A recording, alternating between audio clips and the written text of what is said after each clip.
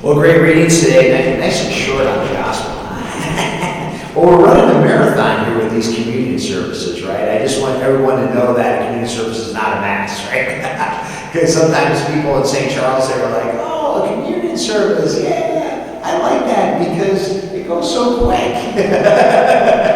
Right? We have to remind people sometimes. And I did say that to Monsignor Knox, the vicar of clergy. I said, you know, I'm okay doing as many communion services as you want me to do, but we just don't want to give people the wrong impression, right? So make sure that, we understand that, all of us, as we move forward here. So hopefully a couple more months at this, and then we should have our new pastor. So this will be really, really awesome. It's exciting, isn't it? I'm looking forward to it. I really am. I hope you are too. Great reading today in Isaiah. And, what Isaiah's writing here is he's saying, hey, eternal worship's not enough with God. We gotta have it in our hearts, right? This is what God really wants from us. He wants our hearts. He wants us to be all in. And that's really what he is talking about there. We have to have sincere worship when we worship God.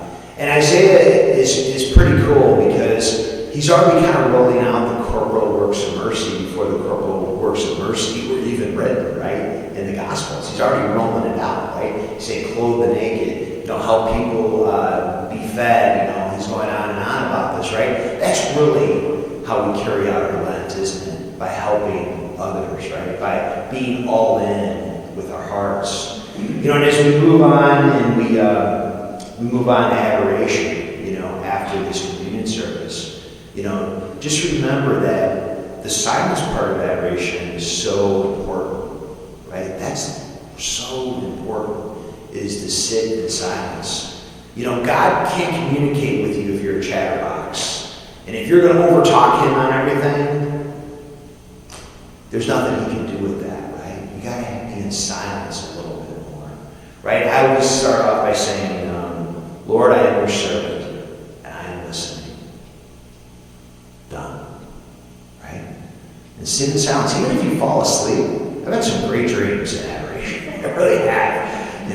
Don't be worried about that. Don't be offended by that. Don't think, oh, that's terrible. No, it's not. Maybe that's how God really wanted to communicate with you at that time, But the main thing is, and it's very, very hard to do, is that silence, right?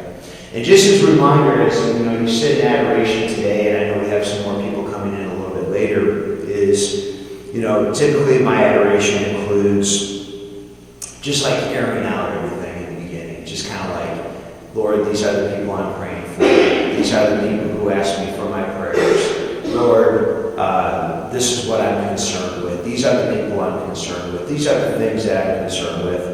And then the second thing I do is I talk about the readings, right? I'll talk about Isaiah with God today. I'll talk about our gospel reading with God today. But after that, zip up, right? And sometimes it's hard to do, isn't it?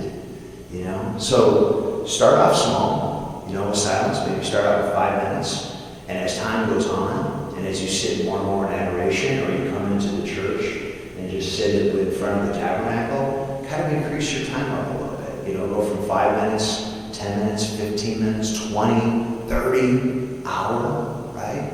Just in silence. Lord, I am your servant, and I am listening.